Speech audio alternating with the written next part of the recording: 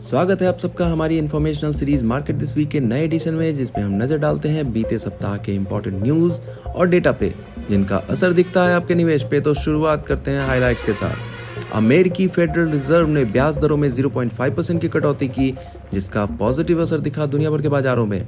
FTSE all world and all cap indices की rebalancing हुई इस फ्राइडे को, जिससे भारतीय बाजारों में भी $1 बिलियन की इक्विटी इनफ्लो एक्सपेक्टेड है।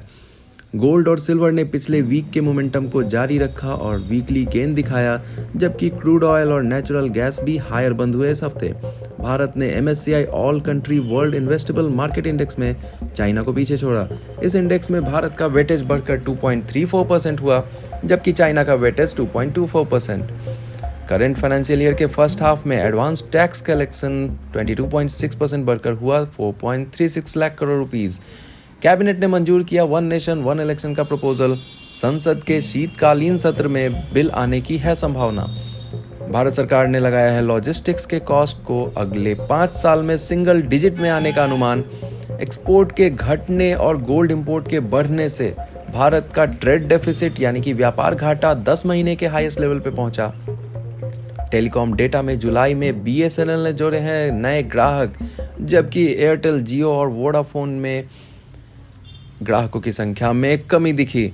आते हैं अब भारतीय बाजार के प्रदर्शन पे। तो फेड रेट कट से इंडियन इंडाइसेस में भी दिखा तेजी का माहौल। बैंक निफ्टी ने थामी थी तेजी की कमान इस हफ्ते और दिया 3.5% का रिटर्न। निफ्टी 50 और सेंसेक्स भी 1.5% से ज्यादा रिटर्न देते हुए नजर आए। मिड कैप 100 बंद हुआ पॉजिटिव, जबकि स्मॉल कैप नेगेटिव बंद हुआ इस हफ्ते। वोलेटिलिटी इंडेक्स यानी उतार चढ़ाव को मापने वाले सूचकांक इंडिया विक्स में आया 2% का उछाल। सेक्टर परफॉर्मेंस पे नजर डालते हैं अब। तो गेनर्स थे reality, banking, financial services, consumer durables, auto, consumption, metal, energy and FMCG, जबकि लूजर्स थे IT, public sector enterprises, oil and gas and pharma. US market में डाउ जोन्स, नैस्डैक, S&P 500 और रसल 2000 भी 1 से 2% गेन दिखाते हुए नजर आए, जबकि उनका विक्स कूल ऑफ हुआ था लगभग 2.5%।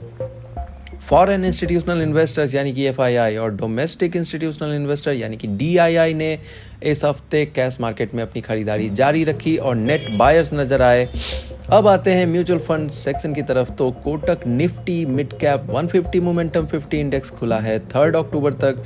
HDFC large mid cap 250 index fund खुला है 4 अक्टूबर तक, और इन दोनों फंड्स में आप निवेश कर सकते हैं 100 रुपए के मिनिमम अमाउंट से। Nippon India Nifty 500 momentum 50 index fund खुला है 25 सितंबर तक, जिसमें निवेश की मिनिमम राशि है 1000 rupees. SBI Nifty 500 index fund 24 सितंबर तक खुला है, जबकि LIC मैन्युफैक्चरिंग फंड खुला है 4 अक्टूबर तक। निप्पॉन और LIC के इन फंड्स में निवेश 5000 के मिनिमम अमाउंट से किया जा सकता है। यदि आप इनमें से किसी भी म्यूचुअल फंड्स में निवेश करना चाहते हैं या उनके बारे में डिटेल्स जानना चाहते हैं, तो आप संपर्क कर सकते हैं स्क्रीन पर दिखाए गए नंबर से, और एक छोटा सा फॉर्म भरकर हमें क्वेरी भी डाल सकते हैं आप, जिसका लिंक आपको इस पोस्ट के साथ मिल जाएगा। फॉर्म सबमिट करने के 24 घंटे के अंदर हम आपसे संपर्क करने का प्रयास करेंगे और आपकी क्वेरीज को रिजॉल्व करने का भी प्रयास किया जाएगा। हमेशा की तरह डिस्क्लेमर कि सिक्योरिटीज मार्केट और म्यूचुअल फंड्स में निवेश बाजार जोखिमों यानी कि मार्केट रिस्क के अधीन है। म्यूचुअल फंड के साथ के सारे ऑफर डॉक्यूमेंट को ध्यान से पढ़ना चाहिए और बिना अपने वित्तीय सलाहकार यानी कि फाइनेंशियल एडवाइजर की सहायता के निवेश का कोई भी डिसीजन नहीं लेना चाहिए। तो मिलते हैं अगले हफ्ते फिर से, तब तक ख्याल रखिए अपना।